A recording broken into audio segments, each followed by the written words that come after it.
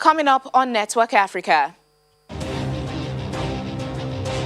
Joint African Union and United Nations peacekeeping mission in Darfur comes to an end after 13 years.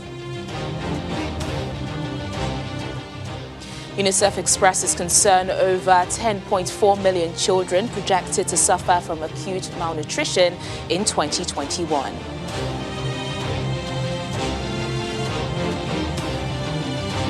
South Africa's Western Cape prepares for second peak of COVID-19.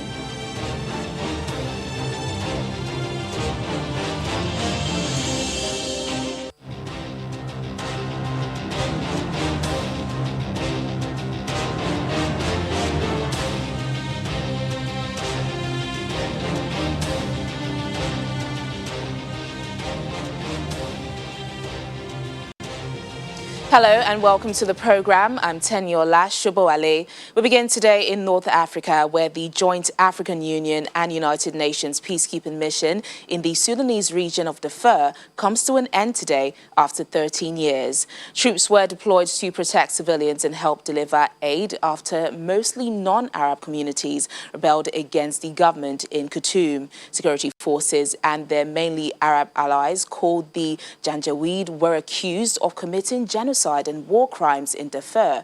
They denied the allegation. More than 3,000 people were killed in the fighting. Most of the rebel groups in the region signed a new peace deal with the government in October.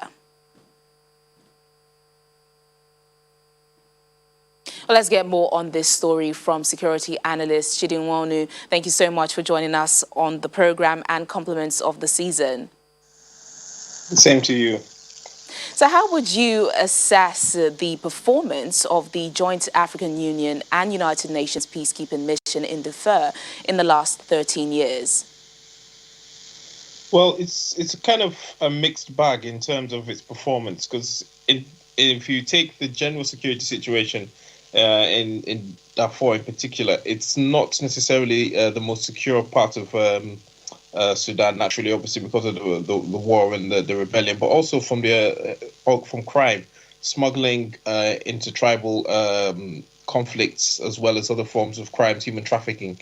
So there is that general area of insecurity, as well as the ever-present threat of war breaking out. Now, with UNAMID and the African Union pulling out or drawing down their forces, and the Sudanese, planning to redeploy their forces into Darfur, there is always that big, suspicion that there might be an upsurge in fighting. However, what's the big kind of elephant in the room with this is that the fall of the Bashir regime means that a new government will want to have a new approach to the Darfur question. So there is hope that there might be some form of a lasting peace coming out of this.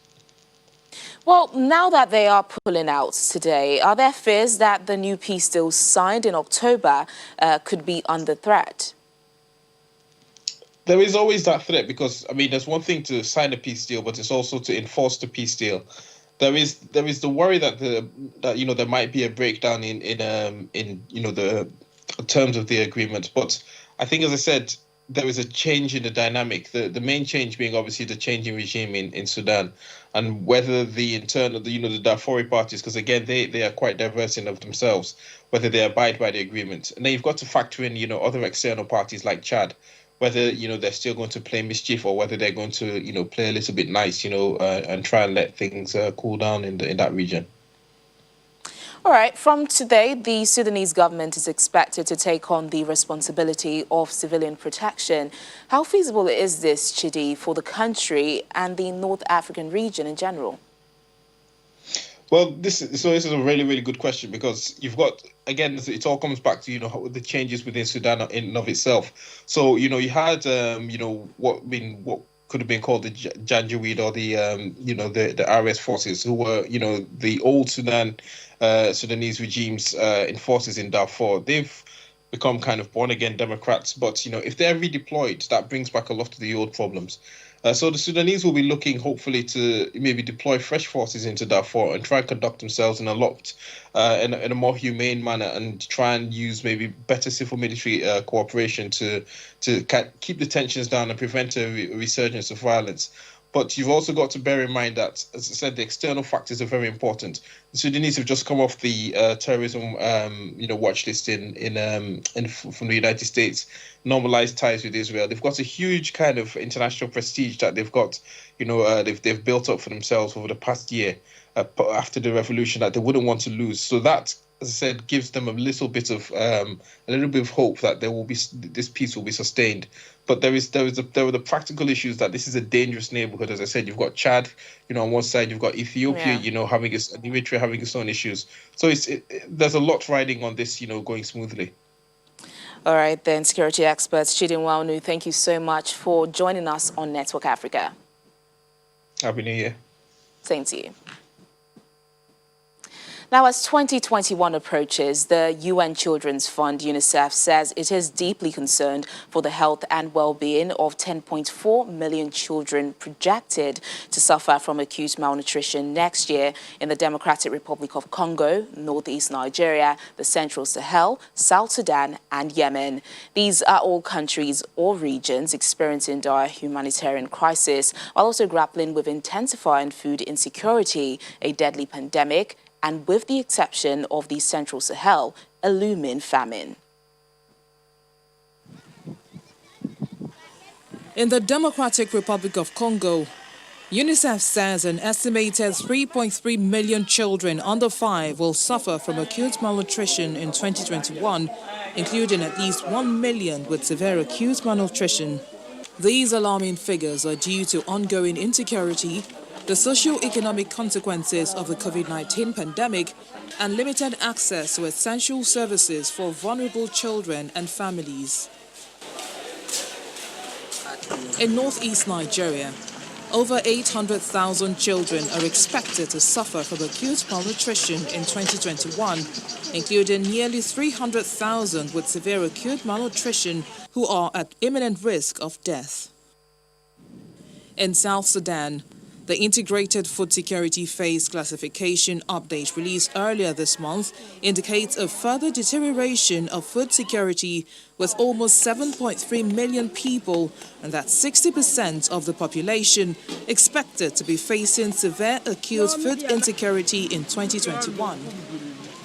The increase in household food insecurity and acute malnutrition among children is attributed to ongoing conflict and insecurity and limited access to essential nutrition, healthcare and water, sanitation and hygiene services. Flooding in some areas in 2020 has exacerbated the already high level of acute malnutrition among the children.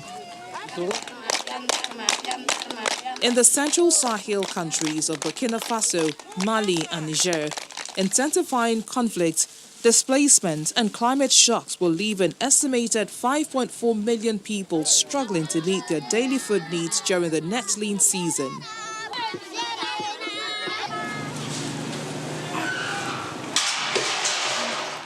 The number of children suffering from acute malnutrition could soon rise by 21%. The next few days, this would bring the total number of malnourished children in the 3 countries to a staggering 2.9 million, including 890,000 children suffering from severe acute malnutrition.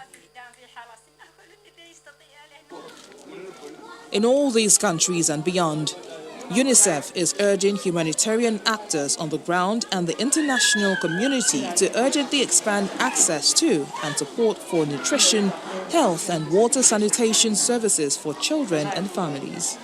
The agency has appealed for more than $1 billion to support its life-saving nutrition programs for children in countries affected by humanitarian crisis over 2021.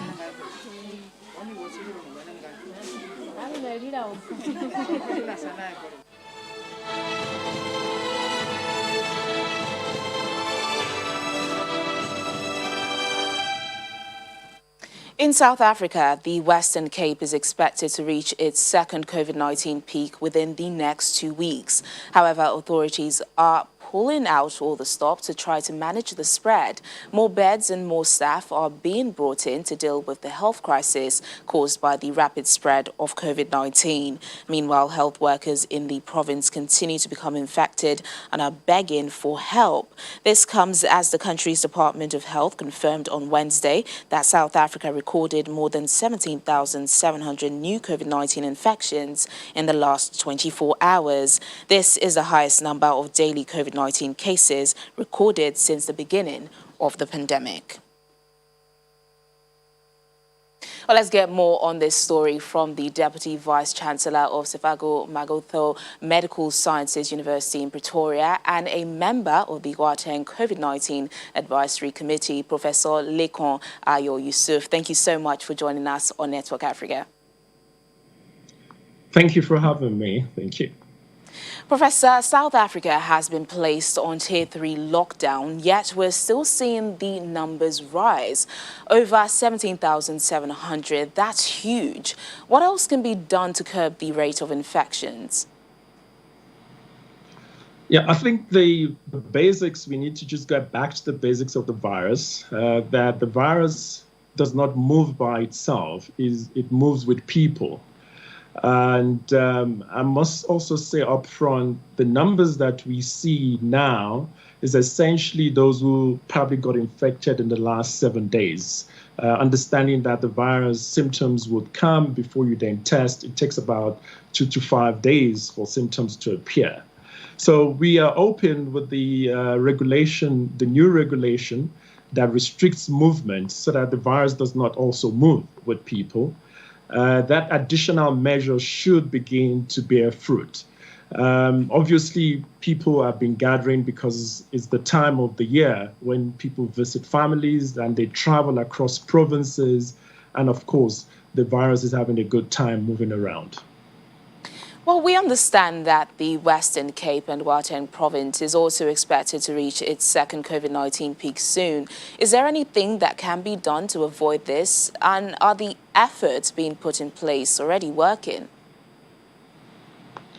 Yeah, I mean, these are areas for Western Cape. I must say they're already far ahead towards the peak. We believe that they should be coming down. The Gauteng province is the one that is basically started this, the ascending the second surge. And what needs to be done, we've been having that discussion recently. We know KwaZulu-Natal, which is the border province, it's an holiday destination. Western Cape is holiday destination. So many people moved from Gauteng to these two provinces for holidays. They're going to be returning. So we're expecting them, obviously, because they're, for example, KwaZulu-Natal is at the peak.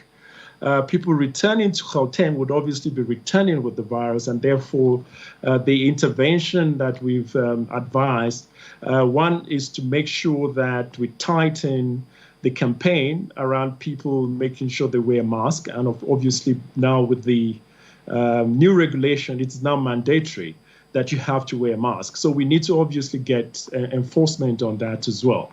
Secondly is to scale up testing and tracing of contact, because the trick here is to be able to get whoever is infected, identify who's infected very quickly and isolate that person or persons, and therefore you don't have a community spread.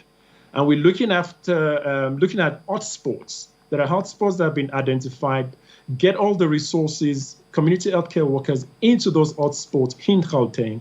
As people return, they can identify cases very quickly and get them isolated. And of course, in addition to the fact that alcohol has been banned, because we know alcohol used during social gatherings let people put down their guards. All right, Professor, just before I let you go, a number of Western countries have begun administering the COVID-19 vaccines to their citizens, but Africa is lagging behind. How soon do you expect South Africa and other African countries to have access to these vaccines? So South Africa is participating in the COVAX initiative, which is coordinated through the WHO to allow 190 member countries to have equitable access to vaccine. safe and effective. So South Africa is not taking part in bilateral agreement with manufacturers as you have with the US or with the UK. Obviously, it allows it to get a bulk buy by being part of this initiative. Unfortunately, as you probably know, many of these vaccines are under development. Many people need to understand. It's not as if there's a load of vaccines sitting on the shelf that South Africa is not buying.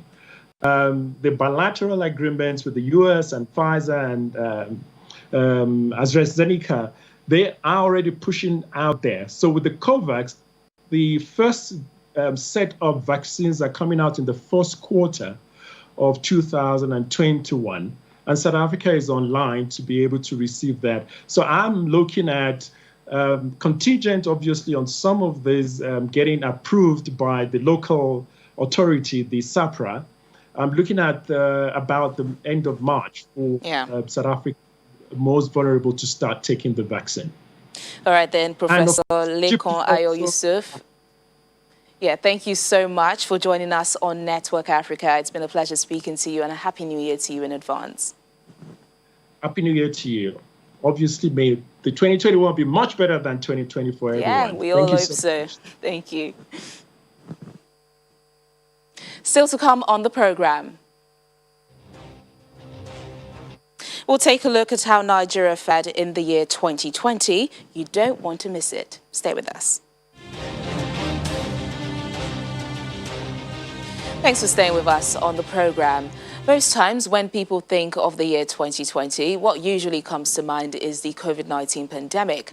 However, there were other notable events which shaped the year for Nigeria. Our correspondent, Temitope Fagbemi, takes a look at some of them. In most parts of Nigeria, the year 2020 began like this. Christians gathered in churches to usher in the new year with prayers and thanksgiving while hoping for a fruitful and prosperous new year.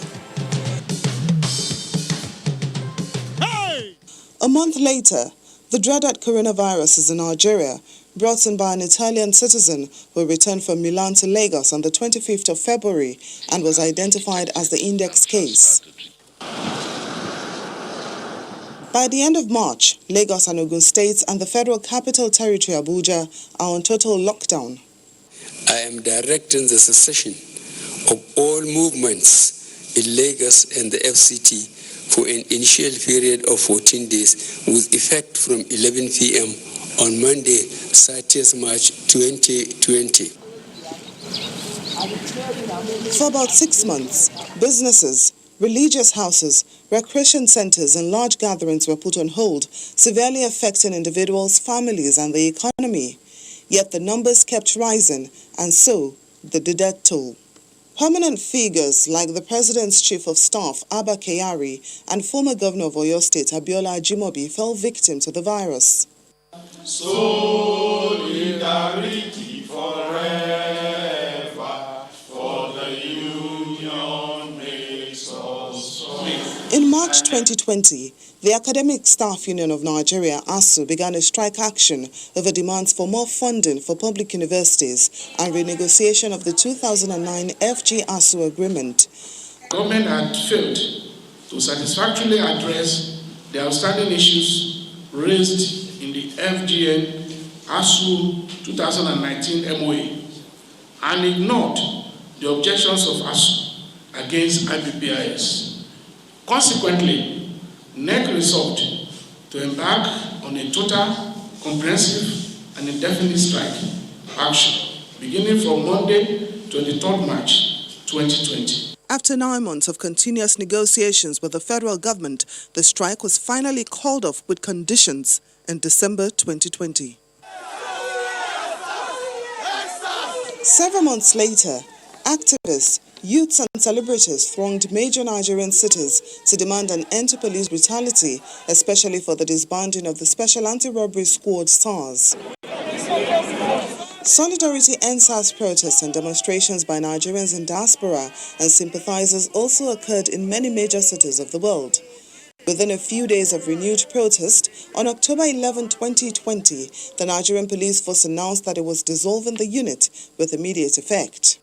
However, it was noted in many quarters that similar announcements had been made in recent years to pacify the public without the unit actually being disbanded. And a few days later, the Inspector General of Police announced the formation of a new anti-crime police unit, the Special Weapons and Tactics Team SWAT, to replace SARS. Undeterred, protesters continue to demonstrate, blocking major roads and highways and dealing a major blow to the country's economy.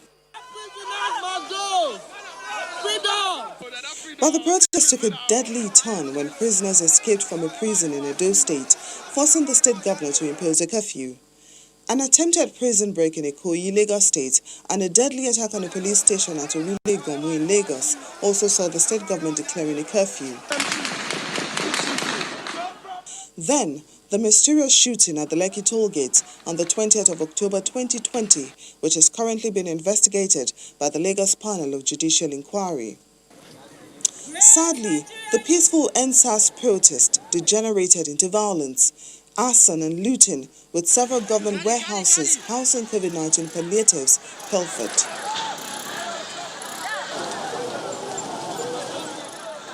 Amidst all this, the economy suffered as inflation rose and the cost of housing, food and petrol skyrocketed. A month later, November 2020, Nigeria was officially in recession. Inflation continued to be driven by supply-side disruptions arising from COVID-19 pandemic and other legacy factors.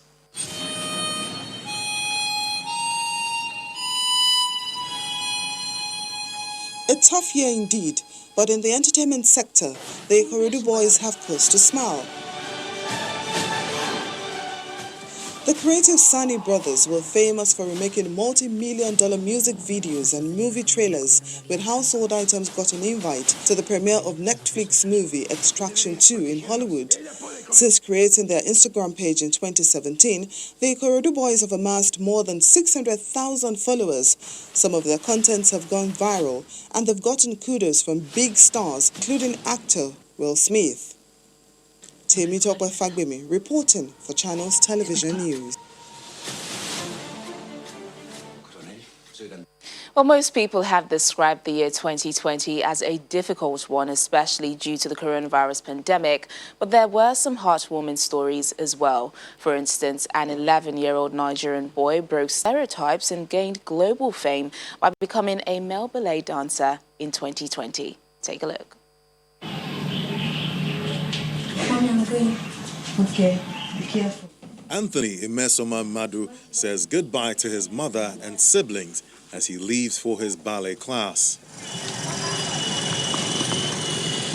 Walking through the streets of Ojo, a residential township along the West African coastway in Lagos, he arrives his ballet class to join other group of pink-clad dancers. But 11-year-old Anthony stands out in black leggings, a white turtleneck, and poise beyond his years.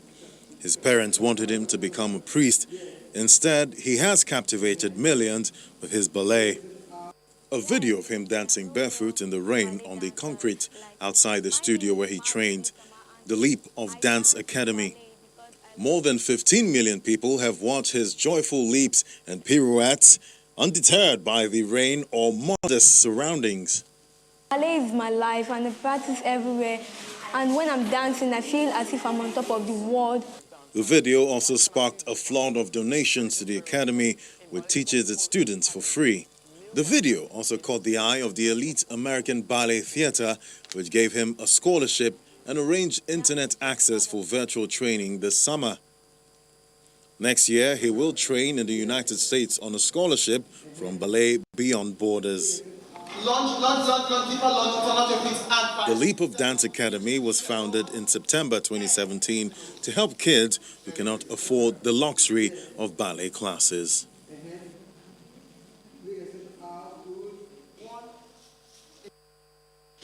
And that's the program today. Wishing you a happy new year in advance. I'm Tenyola Shuboale. Thanks for watching.